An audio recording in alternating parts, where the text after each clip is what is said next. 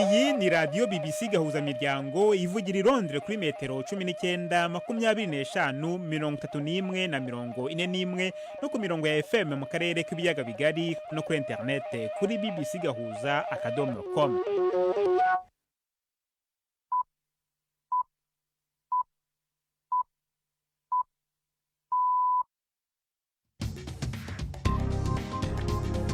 Ubu ni saa 10 n'igice ku isaha mpuzamahanga ya GMT, ni saa 12 n'igice ku isaha yo mu Rwanda no mu Burundi. Muri studio muri kumwe na Jacques Niyitegeka.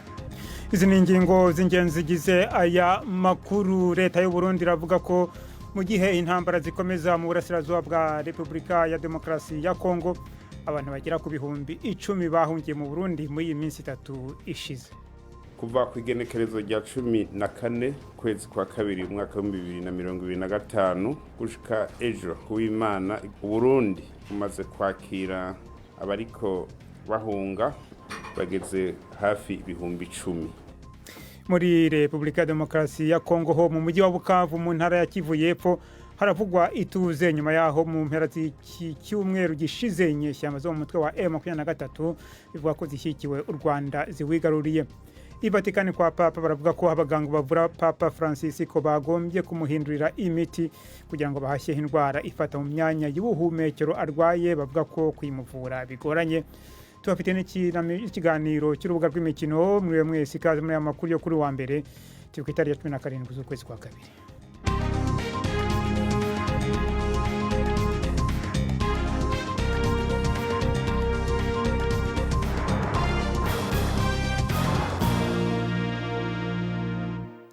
Aya makuru ku buryo burambuye ni mukanya ni Nahira Dukunda amaze kutugezaho muri make amakuru y'ingenzi avugwa hirya no hino ku isi. Umukuru w'akanama k'umuryango w'ubumwe bwa Buraya yavuze ko umutekano wo mugabane uri mu gihe cy'impinduka mu gihe abakuru b'ibihugu vya rutura vy'Iburaya bari mu nama kugira ngo baganire ku biganiro bitaziguye Donald Trump afise n'Uburusiya ku bijanye n'intambara yo muri Ukraine. Ursula von der Leyen yavuze ko ivyo biganiro biko bibera i Paris ari vy'agaciro kanini cyane. Yasavye ko boca bahindura inyifato kandi bagatera imbere mu vyo kwivuna abansi. Abakuru b'ibihugu bari muri yo nama bariko baraganira ku mpinduka zikomeye zizoba ziri mu migenderanire hagati y'ibihugu vyo mu burengero n'ingene bo vyifatamwo mu bijanye n'ukuntu bwana Trump ahagaze ku kibazo ca Ukraine. Ivyo birimwo nuko ibihugu vy'Iburaya bishobora gushiramwo ingabo mu gihe hoba amasezerano y'amahoro. Imigenderanire iri hagati ya Moscow na Washington ihangayikishije cyane Ukraine n'ibihugu vya Mozambique vyayo vy'Iburaya. Yaba Uburaya canke Ukraine nta na kimwe muri ivyo bihugu bibiri vyatumiwe mu biganiro biriko bibera muri Saudi Arabia. President Zelensky ari mu rugendo muri Emira Arabini yashimangiye ko Kiev itazokwemera ibiganiro vyose vyerekeye Ukraine ititabiriye.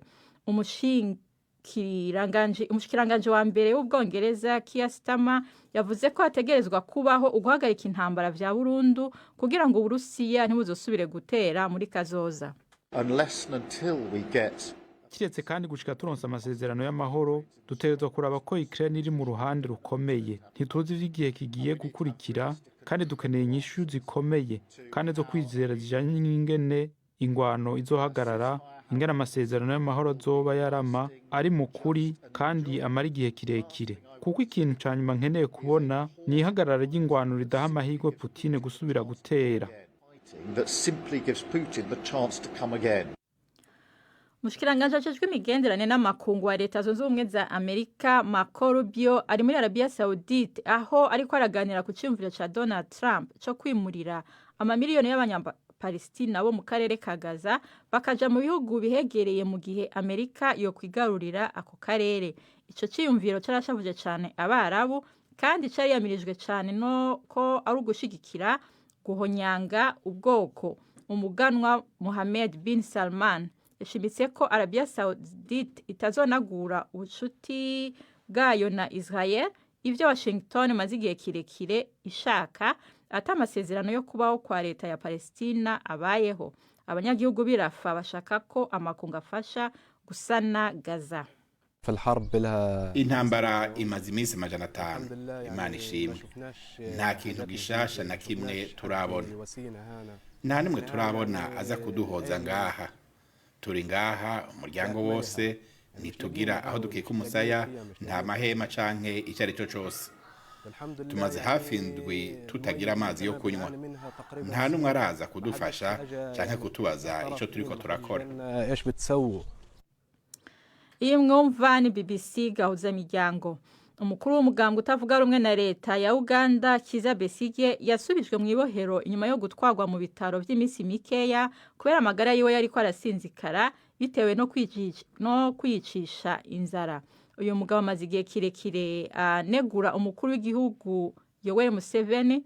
Dr Besigye yari mu ibohero ricunzwe cyane kuva mu kwezi kwa 11 k'uyu mwaka uheze inyuma y'amakuru yavuga ko yashimuswe muri Kenya agasubizwa muri Uganda ku ngufu kugira acirwe urubanza na sentare ya gisirikare. Yabonetse afise intege nke muri sentare kuwa gatanu. Indongo z'abatavuga rumwe na leta n'imigwi iharanira agateka kazina muntu bareko barasaba ko arekugwa kubera imvo z'amagara. Abasirikare 6 bishwe mu gitero cy'inyeshamba mu buraruko bwa Benin hafi y'umupaka wa Niger na Burkina Faso. Umuvugizi w'igisirikare avuga ko abagwanyi 13 nabo nyene bishwe. Benin n'igihugu kibanye ca Togo kigwiriyemwo ubugizi bwa nabi bw'abajihadiste buguma bwiyongera mu gihe imigwi ifitanye isano na leta ya Kisilamu na Al-Qaeda yaguye ububasha bwayo urenze akarere ka Sahel yo hagati. Mu kwezi kwa mbere abasoda baharugwa muri za 100 barapfuye mu gitero nk'ico cabereye mu buraruko bwa Benin. Umukuru w'ingabo za Sudan General Abdel Fattah al-Burhan yasi imigambi y'ingabo zitwara gisirikare za Rapid Support Forces RSF mfunyafunyo n'ababashigikiye wo gushinga leta ibangikanye n'iyindi. Avuga ko ingabo zizoshira imbere abajanye ku rugamba igihe intwaro nshasha izoshingwa n'igisirikare zimaze gusubira kwigarura umugwa mukuru wa Khartoum. RSF yiteze gusinya amasezerano ya politike i Nairobi kwa kabiri kugira ngo ishinge ubutegetsi bwayo mu turere igenzura. Abihweza utuntu n'utundi baragabisha ko iyo ngingo ishobora gutuma amacakubiri yongerekana mu gihugu ca Sudani, igihugu kimaze gutabagurwa n'intambara yica abanyagihugu imaze imyaka 2 bene imibereho mibi y'abantu iguma imera nabi gusumvya. Jacques urakoze Nina Iradukunda.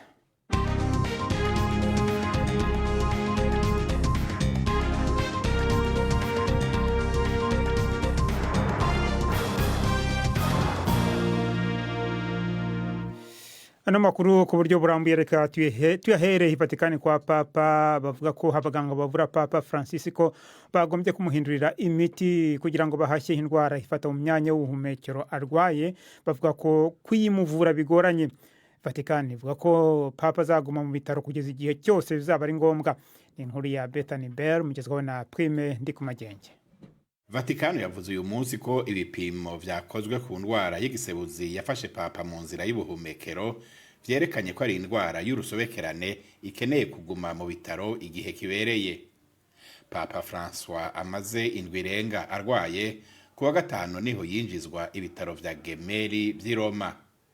Umuvugizi wa Vatikano Matteo Bruni yavuze yuko uwo mwungere wa Eklezia Katolika ashwashwanutse. Yavuze ko iyindi nkuru igezweho yuko Papa yifashe ije gutangwa mu masaha ari imbere. Abaganga ba Papa imbere yaho bari bategetse ko aguma aruhutse bituma adashobora gushikiriza igisabisho ciwe ca buri wa Mungu ababa baje gushengera ku kibanza ca Petero Mweranda. Inkuru ya Bethany Bell dukomereze muri Leta Zunze Ubumwe za Amerika, aho polisi muri leta ya Florida yafunze umugabo w'umuyahudi w'umunyamerika ukekwaho kugerageza kwica abantu babiri yakekaga ko ari abanyepalestina. Polisi yavuze ko byabaye mu mpera z'icyumweru gishize ku mucanga aho kwishimishirizamo wa Miami. Ni inkuru ya Ripika Pelam mugezweho na Fenega Kwaya. Umugabo w'imyaka 27 Mordecai Braffman yabwiye igipolisi yuko igihe yaratwaye igikamyo ageze aho byabereye, aho hari mu mujyi utuwe n'abakire, ngo yabonye abanyepalestine babiri bari mu modoka maze arabarasa bombi arabica. Igipolisi cyavuze yuko Mordecai yarashe inshuro 17 akoresheje imbunda ntoya ariko akomeretsa abagenzi babiri gusa. Igitangazamakuru cyo ku mbuga nkoranyambaga cyaho ngaho cyerekanye videwo igaragaza umwe muri abo bagabo afite igikomere cy'aho yarashwe ku rutugu rw'ibumoso yambaye agapira kuzuyeho amaraso. Mu bitangaje rero basanze abo bakomeretse ari umugabo w'umuyahudi hamwe n'umuhungu we, bakaba bari babanje gukeka yuko ari igitero cyari kigambiriye kwibasira abayahudi. mukomeje kumva BBC Gahuzamiryango, muradukurikira kandi kuri Kisoro FM mu majyepfo ya Uganda. Tugeze ku isaha ya saa 10:40 muri studio za BBC hano i Londres mu Rwanda no mu Burundi no mu Burasirazuba bwa Kongo ni saa 12:40. BBC Gahuzamiryango i Bukavu ni kuri FM 102.2. Mu Burasirazuba bwa Repubulika ya Demokarasi ya Kongo, umujyi wa Bukavu mu ntara ya Kivu y'Epfo, haravugwa ituze nyuma y'aho mu mpera z'icyumweru gishize inyeshyamba zo mu mutwe wa M23 bivugwa ko zishyigikiwe n'u Rwanda zawigaruriye ingabo za leta n'imitwe bafatanije bagahunga. Bukavu hifashwe nyuma ya Goma mu mpera z'ukwezi gushize ndetse n'utundi turere muri Kivu ya ruguru na Kivu y'Epfo. Mu itangazo bwashyishije ku rubuga rwa X yahoze ari Twitter ku mugoroba w'ejo, leta ya Kongo yashimangiye ko irimo gukora ibishoboka byose kugira ngo nk'uko bivuga isubize ibintu mu buryo kandi igarukane umutekano n'ubusigire bwayo. Mu kanya kashize navuganye n'umunyagihugu uri Bukavu maze ntangira mubaza ko ibintu byifashe muri uwo mujyi. Ndavuga Bukavu ngubu hari umutekano muke kubera yuko amaduka ntarafungura n'isoko byose ntibirafungura. Ubungubu abantu bari wabo, buri muntu ari mu rugo rwe. Nyuma mu mujyi mumeze gute? Murabona abasirikare bo mutwaye M23? Mu mujyi hari ingabo za M23 nizo zigenzura umujyi wose wa Bukavu. Ubu bari bashyiraho abayobozi bashya? Ntabwo barashyiraho abayobozi bashya. Hari ibyo batangaza bamenyesha abaturage cyangwa se babasaba kugira icyo bakora? Ntacyo barabwira abaturage usibye gusa ejo igihe nyine bagenzuraga umujyi niho babwiye abantu ngo batekane kugira ngo bazabwira abantu kundu activite zizatangira. Ubu rero nta masasu yumvikana haba mu mujyi haba mu nkengero zawo. Ingabo za leta nabo bafatanyije baragiye? Bose baragiye, ingabo za leta, bazalendo bose baragiye. Ubu ngubu nta masasu ntayo kabisa. Hari abantu bari barahunze wenda batangiye kugaruka, byo bimeze gute muri urwo rwego? Oya, ntabwo nta bantu bari barahunze kubera yuko M23 yinjiye, nta masasu, nta ntambara yabaye hano i Bukavu. Hagati y'umupaka w'u Rwanda na Kongo ho ibintu birambuka nk'uko bisanzwe cyangwa ntabwo ayo makuru ntayo mufite? Ayo makuru ntayo dufite, ariko abantu umwe arambuka, ariko ntabwo baratangira kwambuka abantu bava hano i Bukavu ngo baje mu Rwanda, nibura bava mu Rwanda baje Bukavu. Oya.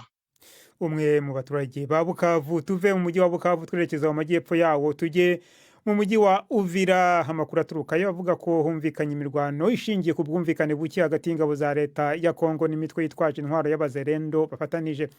Uyu mujyi wa Uvira utari kure y'urubibi n'u Burundi ni umwe mu mijyi mike ikomeye mu ntara ya Kivu y'Epfo kigenzurwa n'ingabo za leta. Mu kanya kashize navuganye n'umwe mu batuye aho Uvira maze ntagira mubaza uko byifashe. Uvira nta mahoro hari, nuko abantu bari mu mutekano muke kuri 23 ariyo M23 Kongo yitangwa ni teroriste, ariko turaho turashima Imana ko tumeze neza. Ariko urebye situation imeze ntabwo imeze neza. Bazalendo na FARDC bari kurwana. Bazalendo basavye ibikoresho ngo barwanye, FARDC nayo yazanye ibikoresho bitumeje barwana. Batangira kurasana, hapfuye abantu barenze 6-8. Nyuma yaho uyu munsi habaye agahenge gatoya mu muhanda, nta modoka, nta bantu batambuka mu muhanda, bameze neza. Ariko urebye nta kigenda, nta mahoro hari.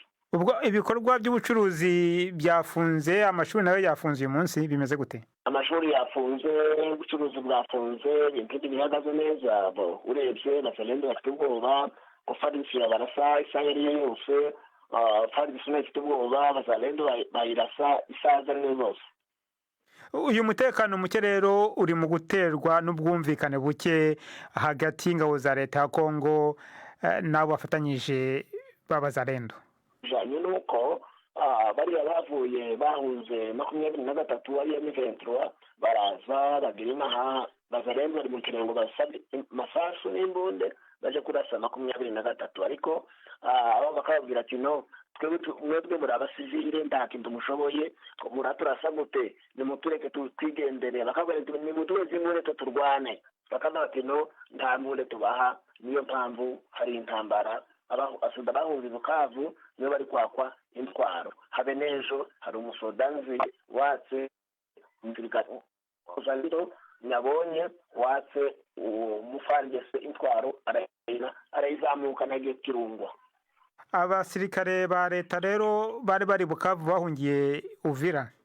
Abasirikare ba leta bahungiye Uvira basiga intwaro basiga ibiki abazalendo basaba kuko bagomba kubaka intwaro n'amasasu bakaja kurwana ariko urebye babasirikare ba leta ejo ku cyumweru bivye bagiye kwambura karya mabenge ahitwa karya mabenge isoko yaho babambura ibintu byose Murongwe ni Bukavu bagiye biriba ibintu by'abaturage ibintu byo kwiba farigase nizo zabananiye zatumye ubutegetsi buba zero. Ibyo nagiye kubabaza nti ubuyobozi bwa leta muri uwo mujyi wa Uvira bwo buracyahari bimeze gute? Nta buyobozi bwihari hasigaye izina ry'ubuyobozi beze barahunze bose abayobozi bagiye Karenya abandi bagiye Bujumbura. Umutwe wa M23 haba hari makuru ufite ko waba urimo kumanuka werekeza za Uvira iyo ngiyo? N'abakongomani n'ubwo badufite bitewe nuko babona ko ta situation ari imeze neza urebye abasoda bashitse intambara bonyine bari guhunga agahunga bafite ubwoba banyura mu maturage bakabiba bamara kubiba bagatambuka ariko urebye FARDC yarananiwe. Umupaka hagati y'u Burundi na Kongo aho ngaho ku ruhande rwa Uvira uracyafunguye ibintu birahita birasohoka nko bisanzwe? Umupaka w'u Burundi na Kongo uracyafunguye ariko urebye situation sécuritaire y'abarundi n'abakongomani abarundi ngirize y'abakongomani.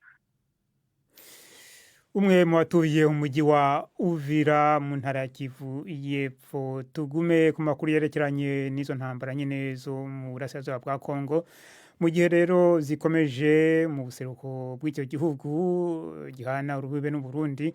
Abantu baba ibihumbi 10 nibo bahungiye mu Burundi muri iminsi 3 iheze.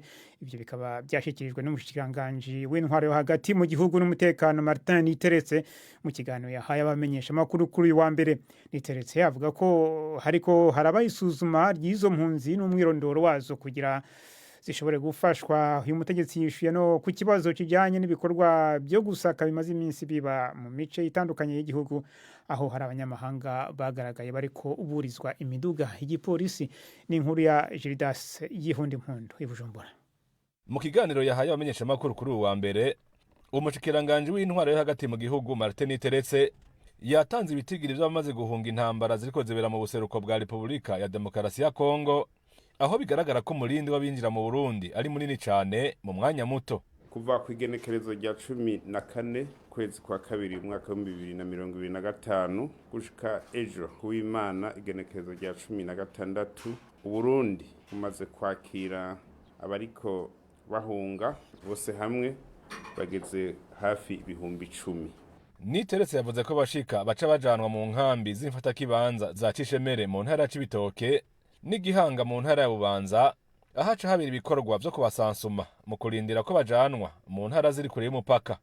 Tubiganiza muri ivyo bibanza rero cyane kugira habe isuzumwa n'umwidondoro wabo bene wacu maze havangurwe abasoda baba barimwo n'abasivile abagwaye cyangwa bafise ibindi bakeneye vyihuta nk'abakenyezi bafise imbanyi n'abana. Umushikiranganje Niteretse yaboneyeho no kubeshuza inkuru zagiye zirandikwa ku mbuga hwaniro kw'inzego z'umutekano hari abanyekongo ziriko zirafata agasakisaki kubera amamuko yabo na cyane cyane abanyamulenge. Yavuze ko niba hari wafashwe ivyakozwe mu gikorwa ca misi yose cyo gusuzuma abantu baba badafise ivyangombwa kandi kwico gikorwa kiterekeye abanyekongo bonyene. nta banyamurenge turondera ko abanyamurenge dusanzwe tubana neza ngaha mu Burundi nta kibazo abanyamurenge bateye ivyo ababivugana abantu bashaka gukwega bakwegereka ibintu by'ubwoko natwe tuko turabirengana siho turi kuko abo twasanze badakwije ibijyanye n'amategeko byo kuba mu Burundi nivyo hashobora kuba harimo umunyamurenge umwe cyangwa babiri mugabo twasanzemo n'abandi bantu bo mu bundi bwoko bwo muri Kongo no ko bifite ubwoko bwinshi hariho n'ayandi nationalite yandi mu bo twasanze bari mu mahoteli twasanzemwe abaganda tusangamwe nabo mu bindi bihugu bya Kenya n'ahandi bose hamwe twasanze bashika hafi 80. Mu Burundi hasanzwe hari impunzi z'abanyekongo zirenga ibihumbi 86. Gildas Yihundi Mpundu i Bujumbura. Urakoze Gildas Yihundi Mpundu BBC gahuza miryango tugeze ku isaha ya saa 12:50 ku masaha yo mu Rwanda no mu Burundi.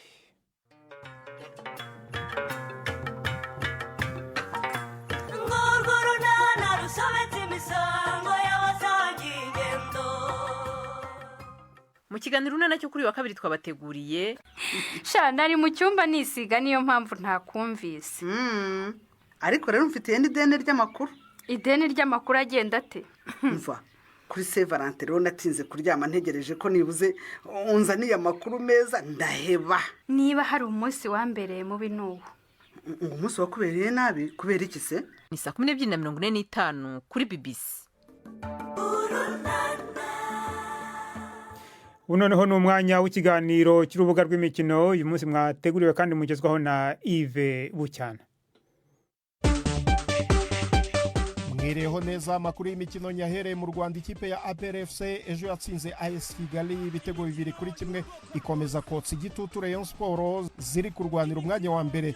Rayon Sport yo yari yatsinze Kiyovu Sport kuwa gatandatu nayo ibitego 2-1. Ikipe zombi Rayon Sport na APR FC ziri kugenda zikubana ku mwanya wa mbere harimo ikinyuranyo cy'amanota 3 Rayon Sport ariyo iyoboye urutonde rw'agateganyo ni mu gihe ikipe ya Kiyovu Sport gutsindwa kwayo kwarushijeho kuyita mu mwobo wizigomba kumanuka kwivanayo bikaba bikomeje kugorana. Mu gihugu cy'u Burundi naho shampiyona yarakomeje umukino wari witezwe na benshi ni hagati ya Aigle Noir na Bumamuru amakipe yombi akurikirana ku rutonde rw'agateganyo rwa shampiyona. Uwo mukino warangiye amakipe yombi anganya ubusa ku busa bivuze ko Bumamuru yakomeje kuyobora shampiyona irusha Aigle Noir amanota 2 kuko ifite amanota 45 mu gihe Aigle Noir ifite 43. Flambeau du Centre iri ku mwanya wa gatatu yanganyije na Musongati ubusa ku busa. Kwa gatandatu Vitalo yashoboye gutsinda Olympic Star igitego 1-0. Vitalo iri ku mwanya wa karindwi n'amanota 32. Tujye mu Bwongereza ibintu ntibyoroheye umutoza wa Manchester United Ruben Amorim waraye akubiswe umukino wa 8 mu mikino 12 amaze gukina kuva yatangira gutoza iyo kipe. Manchester City yarazanzamutse, Liverpool na Arsenal zombi zaratsinze ziracyasiganwa ku gikombe. Ibindi reka tubibwirwe na Prudence Ngyumva. Umukino wa Manchester United yari yasuye Tottenham mu majyaruguru ya London wari nk'urugendo rw'inkomere ebyiri zirandatana kuko zombi ziri mu bihe bibi cyane. Ku munota wa 13 gusa niho Lucas Begva wa Spurs yaturiye ishoti ku munyezamu Andre Onana ariko ananirwa kuyigumana ayirukira ku kuguru kwa James Maddison wunze matavunitse aho ikipe y'intsinzi ya mbere nyuma y'amezi arenga 3.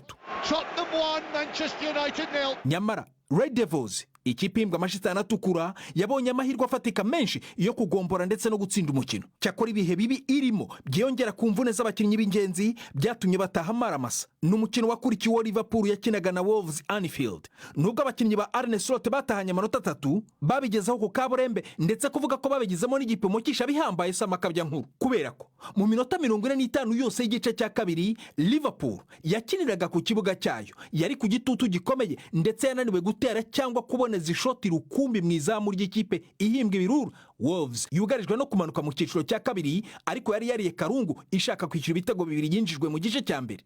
Arsenal idafite rutahizamu umenyerewe yashoboye kwivana imbere ya Leicester ku bitego 2-0 byatsinzwe na Mikel Merino winjiye mu kibuga simbura. Naho Manchester City yinyaye mu isunzi nyagira Newcastle 4-0 birimo imbumbe ya 3 hat-trick ya Mamush. Ni mu gihe Fulham yatunguye Nottingham Forest iri ku mwanya wa gatatu ikayitsinda 2-1 na Ipswich yakiniraga i Villa Park igacyura inota rimwe kandi yarakinaga na Aston Villa ifite abakinnyi 10 gusa. Liverpool iracyari ku isonga n'amanota 60 ikurikirwa na Arsenal ku manota 53 ariko mu gihe ikipe ya 10 niya kane zitandukanyijwe n'amanota 7 gusa. Sisiganwa ryo kugera ku ikamba ry'igikombe ryonyine rigeze mu mahina ahubwo n'inzira yo guhatanira itike yo gukina amarushanwa y'u Burayi mu mwaka utaha irarimbanyije. Ngushimire cyane Prida. Hagati aho umutoza wa United yamaze gutangaza ko umwe mu bakinnyi yagenderagaho Amadi Diallo yavunitse ku buryo atazongera kugaragara mu mikino isigaye ya shampiyona y'umwaka. Ubwo umutoza Amorim yatangaga umucyo ku mvune zugarije ikipe ye, yavuze kandi ko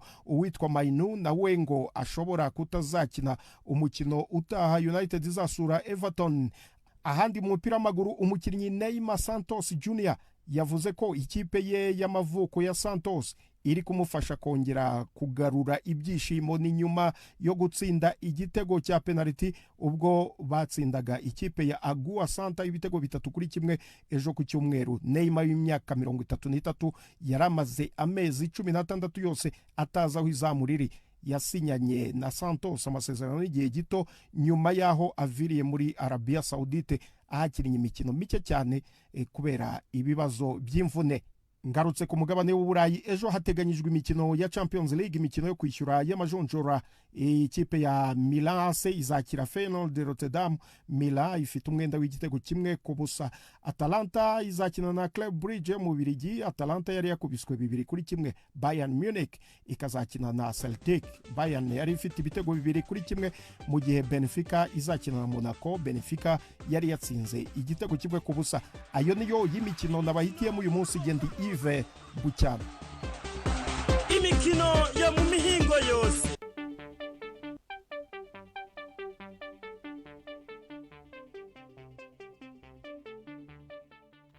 Urakoze Yves Bucyana ndetse na Prudence Ngiyumva mwategezagaho ayo makuru y'imikino.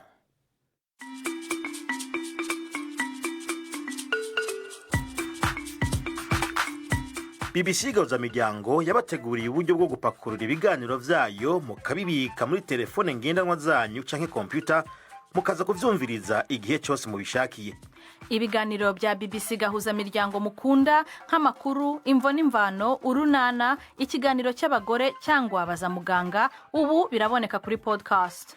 Ja ku rubuga rwa BBC Gahuzamiryango ariko bbcgahuza.com urondore ahari podcast. Amakuru yose y'uburyo podcast ikora n'ukuntu washyira muri telefone yawe byose urabisangayo. Pakurura ikiganiro ukunda canke amakuru wumvirize uko ushaka aho uri hose ntusubire gucikwa na kimwe. Taramana ibiganiro vya BBC Gahuzamiryango kuri podcast.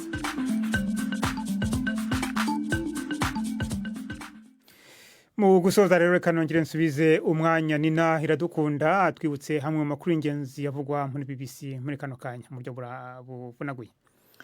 Umukuru w'akanama k'umuryango w'ubumwe bwa Buraya yavuze ko umutekano wo mugabane uri mu gihe cy'impinduka mu gihe abakuru b'ibihugu vya rutura vy'Iburaya bari mu nama kugira baganire ku biganiro bitaziguye Donald Trump afise n'Uburusiya ku bijanye n'intambara yo muri Ukraine. Ursula von der Leyen yavuze ko ivyo biganiro biriko bibera i Paris ari vy'agaciro kanini.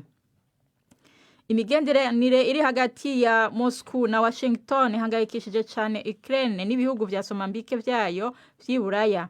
Yaba Uburaya canke Ukraine nta na kimwe muri ivyo bibiri vyatumiwe mu biganiro biko bibera muri Saudi Arabia.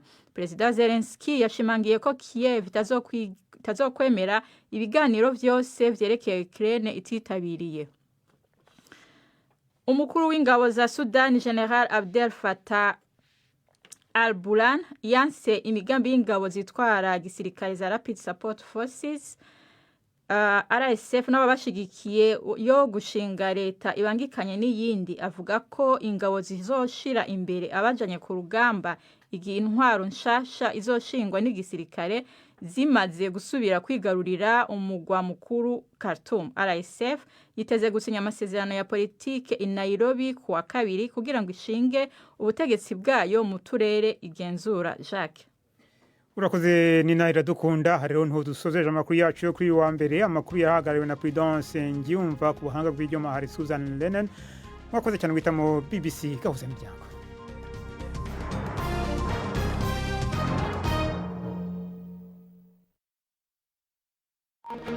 Thank you.